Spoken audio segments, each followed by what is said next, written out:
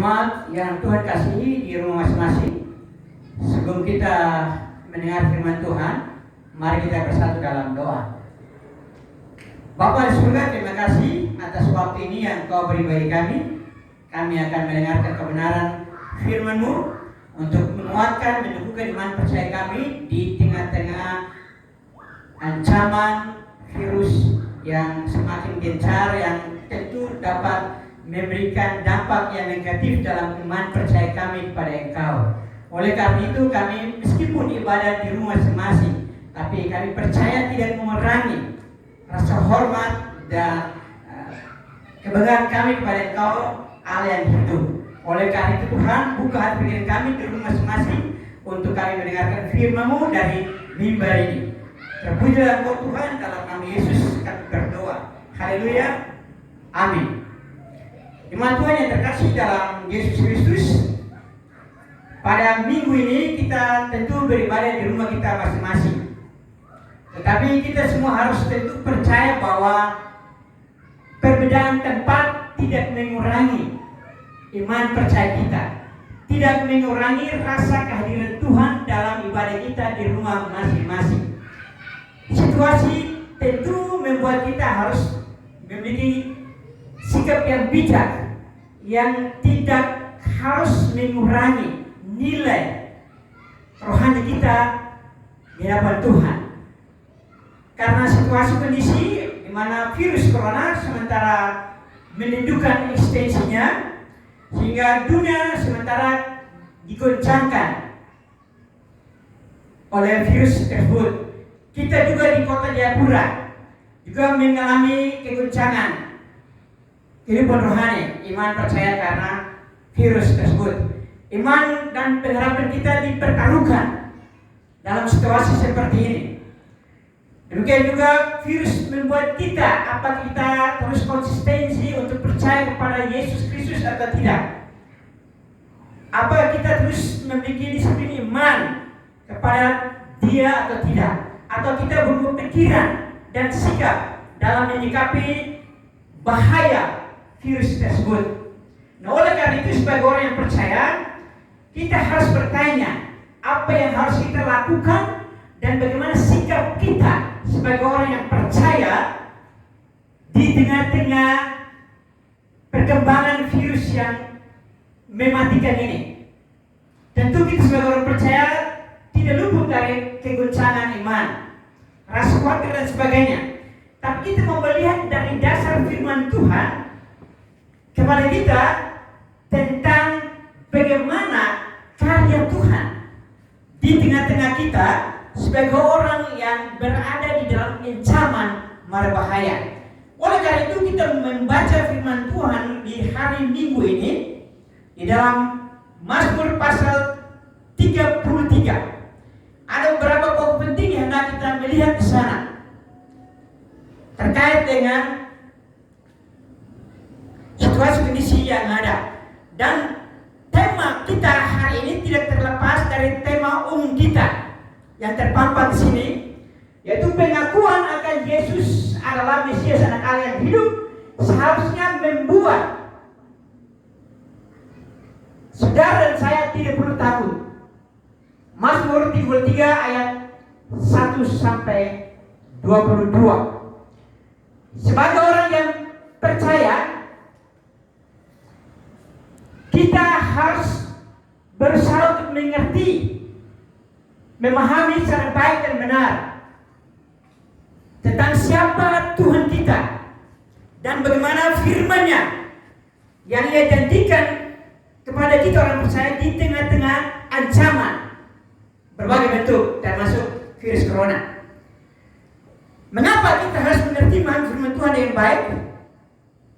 Agar dalam situasi seperti ini, meskipun secara manusia kita mengalami kekhawatiran, ketakutan, tetapi kalau kita mengerti memang firman Tuhan dengan baik, tentu kita akan dapat mengontrol iman percaya kita, dapat mengontrol sikap hati kita untuk tidak berlebihan dalam rasa takut dan khawatir di atas iman percaya kita. Nah, oleh karena itu mari kita melihat sekali lagi Mazmur 33 ayat ayat 1 sampai ayat 13 ada dua hal pokok yang perlu kita lihat. Yang pertama itu Bapak kasih sebagai orang yang percaya, kita melihat di situ firman Tuhan berkata bahwa mata Tuhan tertuju kepadamu dalam ayat 18 sampai ayatnya yang ke-22 saya bacakan. Sesungguhnya mata Tuhan tertuju kepada mereka yang takut akan Dia, kepada mereka yang berharap akan kasih setianya, untuk melepaskan jiwa mereka daripada maut dan memelihara hidup mereka pada masa kelaparan. Jiwa kita menanti-nantikan Tuhan, Dialah penolong kita dan perisai kita. Ya, karena Dia hati kita bersukacita, sebab kepada namanya yang kudus kita percaya. Kasih setiamu ya Tuhan kiranya menyertai kami, seperti kami berharap kepadamu. Nah, di sini Bapak berkasih perhatikan bagaimana mata Tuhan tertuju kepadamu. Kepadamu siapa di sini? Siapa yang dimaksud? Yang dimaksud di sini adalah kepada mereka yang pertama dikatakan sebagai orang-orang yang benar. Perhatikan dalam ayat pertama. Bersorak-soraklah hai orang benar dalam Tuhan. Kepadamu di sini adalah mereka yang selalu memuliakannya. Ayat 1 dan ayat 3. Perhatikan di situ. Bersorak-soraklah hai orang benar. Bersyukurlah bagi Tuhan, bernyanyilah baginya nyanyian baru. Kemudian mereka yang selalu percaya kepada Dia. Ayat 22. Mereka yang selalu menghormati, menghargai Allah dalam hidup. Ayat 18. Dikatakan situ mereka yang takut. Kemudian mereka yang selalu berharap akan Dia. Jadi kata kepada mereka, kepadamu di sini, kepada mereka di sini adalah saudara dan saya yang merupakan bagian dari pemazmur yang adalah orang-orang benar. Saudara adalah orang-orang yang selalu memuliakan Tuhan. Saudara adalah orang-orang yang selalu bermazmur baginya. Saudara adalah orang-orang yang selalu percaya baginya. Saudara adalah orang-orang yang selalu akan menghargai, menghormati Dia dalam kehidupan keseharian. Jadi bukan saja pemazmur, tapi antara pemazmur dan saya adalah merupakan persamaan dalam percaya pada Allah Yahweh, Allah yang menyatakan diri kepada kita manusia, yaitu Allah Yesus Kristus. Jadi bukan saja pemazmur khususnya Daud, tapi saudara dan saya juga menjadi bagian, menjadi sasaran fokus Tuhan karena apa yang saudara lakukan di dalam ayat 1, ayat 1, 3, 2 dan seterusnya. Kalau demikian Bapak kasih, Anda merasa bahwa Anda menjadi bagian dalam itu, maka Anda tidak perlu harus menjadi bagian yang sampai orang lain yang tidak punya Tuhan selalu khawatir berlebihan. Kekhawatiran itu ada, tapi tidak seharusnya menjadi bagian yang mengendalikan iman percaya kita. Iman percaya kita harus mengendalikan kekhawatiran kita. Jadi Bapak Ibu tidak perlu harus takut. Mengapa harus takut? Kemudian Bapak terkasih dalam Yesus, artinya apa Bapak Ibu? Artinya Anda merupakan pribadi yang diprioritaskan. Mata yang tertuju. Perhatikan situ ayat 8. Sesungguhnya mata Tuhan tertuju kepada mereka, kepadamu orang percaya, kepada saudara dan saya yang ada di rumah masing-masing. Allah merupakan pribadi yang menjadi prioritas dalam pengamanan, dalam keselamatan daripada mereka yang lain. Jadi di sini ada satu perbandingan bagaimana perlakuan Tuhan kepada mereka yang selalu hidup dalam memuji memuliakan Tuhan, bermazmur bagi Dia dan menghargai, menghormati Dia dan dikategorikan sebagai orang benar adalah saudara saya diprioritaskan dan ada perbandingan pada mereka yang lain. Perhatikan ayatnya yang berikut, ayat 14 dan 14. Ini suatu perbandingan. Perhatikan ayat 14, 13, 14. Tuhan memandang dari surga, Ia melihat semua anak manusia. Dari tempat kediamannya Ia menilik semua penduduk bumi. Jadi dua ayat ini menjelaskan tentang suatu perbandingan prioritas Allah dalam karya keselamatan setiap orang manusia. Bagaimana orang yang sudah percaya, dibenarkan dan selalu hidup memuji dimuliakan Tuhan, dan bagaimana orang yang tidak percaya, orang yang tidak dibenarkan dalam kehidupan keseharian. Jadi itu artinya Bapak Ibu Saudara menjadi prioritas penting karena iman percaya saudara, karena kehidupan kerohanian saudara, karena kehidupan iman saudara di hadapan Dia dibandingkan dengan orang lain. Bapak Ibu terkasih di rumah masing-masing, sekali lagi Anda orang penting. Sebabnya Dia tidak akan pernah, Dia selalu akan dan seterusnya, atau Ia telah melakukan, Ia sedang melakukan dan terus melakukan karya keselamatan, perlindungan dan keamanan kepada saudara. Apapun bahaya yang saudara akan dihadapkan kepada itu, Tuhan tetap akan melindungi. Perhatikan ayat 19. Jadi kita akan begini. Ia melepaskan Anda dari maut. Ayat yang ke-19 juga, Ia memelihara hidupmu. Ayat 20, Dia akan terus menolongmu. Ayat 22, kasih setianya tetap menyertaimu. Artinya apa? Bagian ini menjelaskan tentang konsistensi kesetiaan Allah, komitmen Allah yang tidak pernah berubah untuk melindungi saudara dan saya sebagai orang-orang yang benar, sebagai orang-orang yang terus memuliakan Tuhan, mengagungkan Dia, bermasmur baginya, percaya kepadanya, menghargai dan menghormatinya. Jadi mengapa harus Bapak Ibu takut? Memang secara manusia pasti kita merasa takut, tapi iman mengejarkan kita untuk tidak perlu takut. Anda adalah orang yang diprioritaskan Tuhan. Anda adalah orang yang utama dan terpenting bagi Allah untuk Anda diselamatkan dalam pelayanannya. Anda adalah orang yang luar biasa, yang diprioritaskan dalam semua hal. You are the number one in the service of God for you save. Artinya ada orang prioritas utama, pribadi utama, yang menjadi perlindungan, menjadi karya, menjadi bagian yang terus dilindungi, dijaga, diselamatkan oleh Allah. Jadi Bapak Ibu, mengapa harus takut? Sekali lagi, Allah itu pahlawan kita. Dia adalah perkasa. Dia akan selalu menang. Dia tidak pernah ditaklukkan oleh apapun.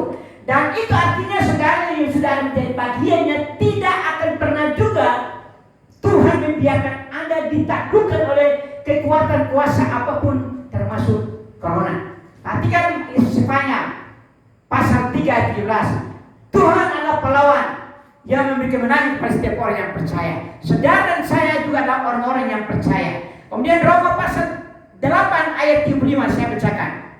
Roma pasal 8 ayat 75 menjelaskan tentang bagaimana Tuhan selalu memprioritaskan, mengutamakan. Artinya saudara spesial dalam karya keselamatan Allah. Perhatikan di dalam pasal 8 Roma ayat 75 dikatakan begini. Siapakah yang akan memisahkan kita dari kasih Kristus? Penindasan atau keselamatan atau penganiayaan atau kelaparan atau ketelanjangan atau bahaya atau pedang? Ini pertanyaan yang dijawab dalam ayatnya yang ke-37 sampai 39. Bunyi seperti ini.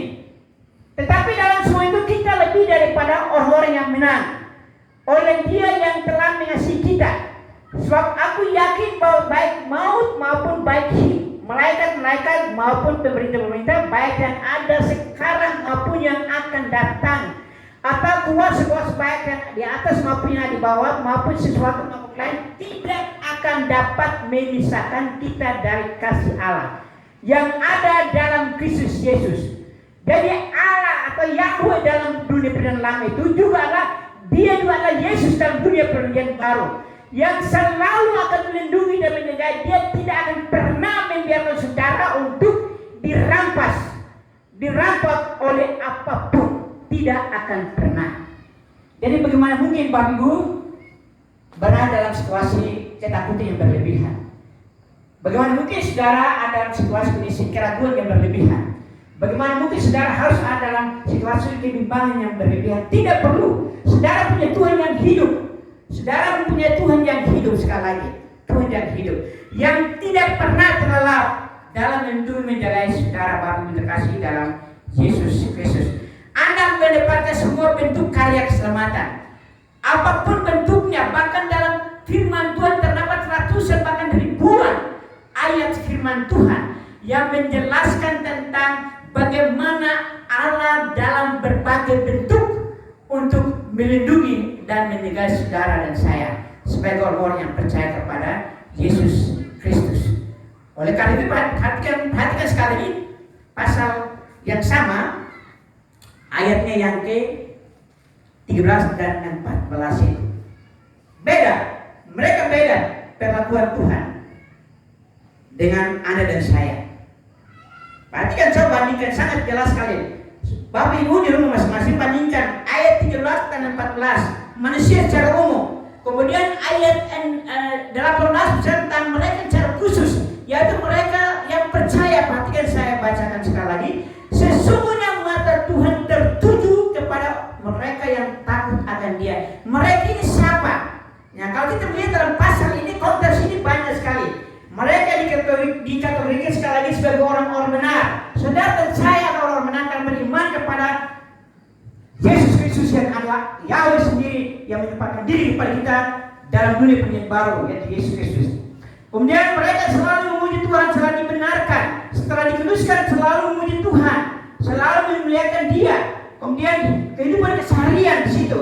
Kemudian selalu bersyukur pada Dia, selalu menaikkan masukan pujian, selalu takut menghargai Tuhan dalam hidup, dan Anda dan saya ada dalam kategori itu.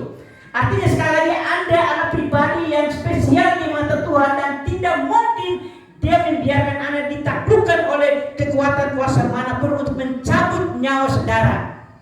Sebagaimana Roma pasal 8 tadi. Jadi Bapak Ibu sekali lagi sangat jelas mengapa harus kita takut.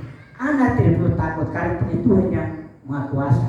Yang kedua Bapak Ibu terkasih di rumah, Allah yang Anda percayai dan puji adalah Allah yang berkuasa dan berdaulat atas semua yang ada di alam raya ini, baik yang kelihatan maupun yang tidak kelihatan. Perhatikan ayat 6 sampai 11, ayat 16 dan 17. Saya bacakan ayat 6. Oleh firman Tuhan langit telah dijadikan, oleh nafas dari mulutnya segala tentaranya. Ia mengumpulkan air laut seperti dalam bendungan. Ia menaruh ke samudera raya ke dalam wadah. Biarlah segenap bumi takut kepada Tuhan.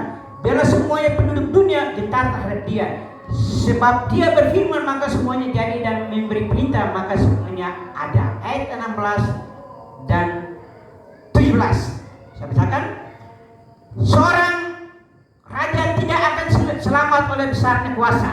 Seorang pahlawan tidak akan tertolong oleh besarnya kekuatan. Kuda adalah harapan sia-sia untuk mencapai kemenangan, yang sekalipun besar ketangkasannya tidak dapat memberi kehidupan.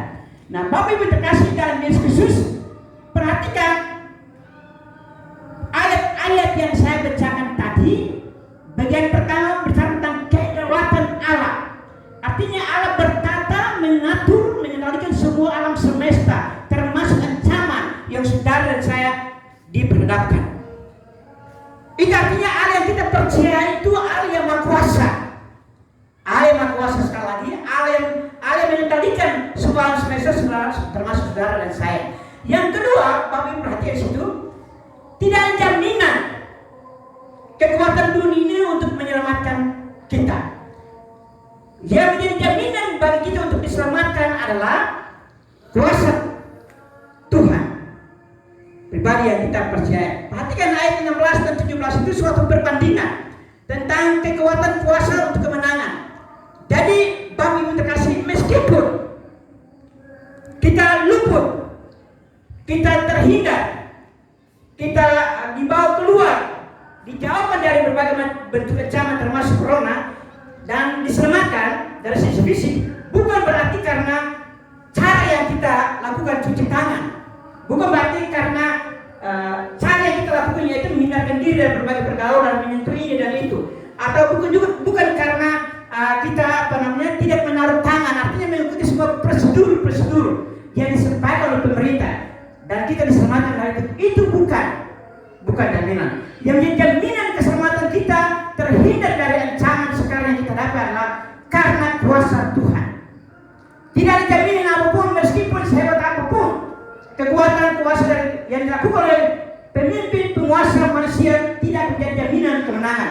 Tapi yang menjadi jaminan kemenangan dan perlindungan keselamatan secara fisik adalah kuasa Yesus Kristus, kuasa Allah Yahweh yang terdiri kepada kita, Yesus Kristus, karena Dialah yang berdaulat. Nah, oleh karena itu Bapak Ibu, ada satu lagu bunyi seperti ini. Tuhan mana seperti Tuhanku, Allah mana seperti Allahku. Dia benteng perisai, menara pembebasan, yang pembebasan orang yang percaya padanya. Lagu ini mengekspresikan tentang pribadi yang saudara dan saya percayai. Lagu ini menyatakan tentang Allah yang berdaulat dan berkuasa untuk alam semesta itu, yang kita percaya, yang selalu menjaga, melindungi. Kekuatan apapun tidak akan mampu melampaui karya Allah untuk saudara dan saya. Tidak ada masalah Bapak terkasih. Kita silakan mengikuti semua petunjuk-petunjuk yang ada, tapi keselamatan kita dari virus ini bukan tergantung dari kita menaati peraturan, rambu-rambu yang dikeluarkan oleh pemerintah. Bukan. Itu hanya sebagai suatu sarana perwujudan dari hikmat yang Tuhan berikan. Tetapi prinsip dasar keselamatan kita dari sebuah bentuk ancaman itu adalah Yesus Kristus, Tuhan kita. Tapi silakan saudara boleh melakukan semua petunjuk yang Tuhan taruh dalam pemerintah.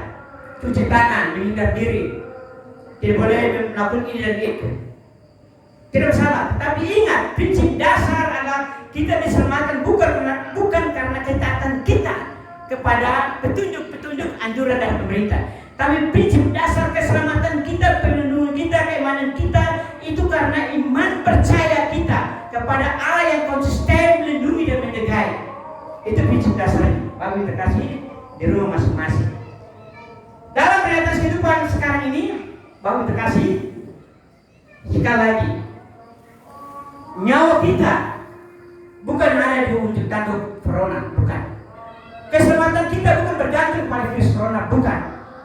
Kita mengalami kematian, meninggalkan dunia bukan bergantung dari virus corona, bukan. Sama sekali bukan. Jauh, itu jauh dari iman percaya kita mengajarkan. Kehidupan kita bergantung dari kedaulatan Allah. Entah kedaulatan untuk mengendalikan kita di dunia ini, ataupun kedaulatan untuk mencabut nyawa kita, memanggil kita pulang kembali ke surga. Situasi sekarang mungkin banyak orang mengalami kematian, ada karena mendapatkan virus ini, terjangkit virus corona, meninggal. Bisa saja kecolongan karena tidak punya hikmat. Bisa saja dia mati dalam keadaan begitu karena Alkitab tidak pernah menjelaskan tentang bagaimana bentuk orang yang meninggal di dalam Tuhan. Tidak pernah. Demikian juga mungkin ada yang meninggal tanpa dia mendapat atau terjangkit penyakit ini. Bisa saja pada saat dia meninggal sekarang ini. Dan prinsip dasar yang lain adalah virus corona muncul itu juga atas dasar izin Tuhan untuk bagaimana menguji sejauh mana iman percaya kita, menguji bagaimana komitmen kita untuk tetap setia kepada Dia. Ini prinsip dasar dalam kehidupan kita sebagai orang yang percaya. Dan demikian Bapak yang terkasih dalam Yesus Kristus, Anda dan saya sekali lagi diperhadapkan dengan virus corona. Tetapi tidak berarti Tuhan membiarkan Anda dan saya ditaklukkan oleh kekuatan virus corona. Tidak akan pernah. Tetapi sekali lagi Tuhan bikin saudara dan saya hikmat untuk melakukan apapun yang bisa melindungi kita tanpa melukai hati Tuhan. Itu sebabnya kita perlu hikmat. Dari awal saya katakan, kita perlu belajar mengerti memahami firman Tuhan dan berdoa minta hikmat Tuhan supaya apa yang kita buat dalam menyikapi virus corona ini jangan sampai keluar dari apa yang Tuhan kehendaki. Jangan sampai mencederai hati Tuhan. Memang segala macam kita tempuh, tapi ingat, sesuatu yang baik benar tentu dikehendaki oleh Tuhan. Tetapi kita sebagai orang percaya, kita berdoa supaya Tuhan kasih hikmat untuk bagaimana bersikap, bagaimana menghadapi virus ini tanpa mengurangi rasa hormat kepada Tuhan pribadi yang hidup itu. Oleh karena itu Bapak kasih, perhatikan ayat 12. Ayat 12 berkata begini, berbahagialah bangsa yang Allahnya ialah Tuhan. Mengapa saudara dan saya dikatakan berbahagia? Karena pertama tadi saya katakan mata Tuhan tertuju kepada saudara. Mata Tuhan tertuju kepada saudara. Mata Tuhan tertuju kepada saudara, artinya saudara diprioritaskan. Mengapa diprioritaskan? Karena saudara orang yang benar, dan orang yang benar selalu bersorak-sorai, memuji Tuhan, memuliakan Tuhan, bermasmur baginya, bernyanyi baginya, menghormati Dia dan kehidupan seharian. Dan bukankah Bapak dan Ibu jemaat sekalian, sementara ini kita hidup seperti itu? Nah, oleh karena itu tidak perlu takut. Perhatikan ayat 12. Berbahagialah bangsa yang Allahnya ialah Tuhan. Saudara dan saya, berbahagialah pribadi, berbahagialah suku-suku, berbahagialah bangsa-bangsa yang mempercayakan hidup ini kepada Allah, yaitu Yahweh sendiri. Perhatikan ayat 12, saya baca secara lengkap. Suku bangsa yang dipilihnya menjadi miliknya sendiri. Memang secara khusus bangsa Israel, tetapi bangsa Israel menjadi sarana untuk penyelamatan. Dan saudara hari ini ada dan percaya kepada Yesus karena melalui bangsa Israel. Jadi Bapak yang terkasih dalam Yesus Kristus, dalam situasi seperti ini jangan kita melihat virus corona lebih besar kuasanya, seakan-akan dia melebihi Tuhan. Tapi lihatlah Tuhan kita yang maha besar itu, yang punya karya lengkap untuk melindungi, menyelamatkan saudara. Itu yang harus kita melihat. Bukan sebaliknya kita melihat corona lebih besar bahayanya daripada kuasa Tuhan yang saudara miliki. Bapak yang terkasih dalam Yesus Kristus, kita harus akui bahwa virus corona ini realitasnya sekarang dapat mengganggu semua hal, dapat mengganggu kehidupan kita, menimbulkan kesukaran, berbagai kesukaran ekonomi, menimbulkan gangguan kenyamanan, menimbulkan atau membatasi komunikasi kita satu yang lain. Kehidupan sosial kita dibatasi, termasuk ibadah pun kita harus mendesain sedemikian rupa. Itu semua karena virus ini sangat kuat terhadap kita, sangat kuat mempengaruhi kehidupan kita. Tetapi dalam situasi seperti ini, sebagai orang yang percaya harus tetap konsisten. Dalam situasi seperti ini, apa yang harus saudara buat? Mungkin saudara sudah berdoa, mungkin saudara sudah berpuasa, mungkin saudara selalu bersekutu setiap saat, setiap waktu secara pribadi maupun keluarga. Mungkin saudara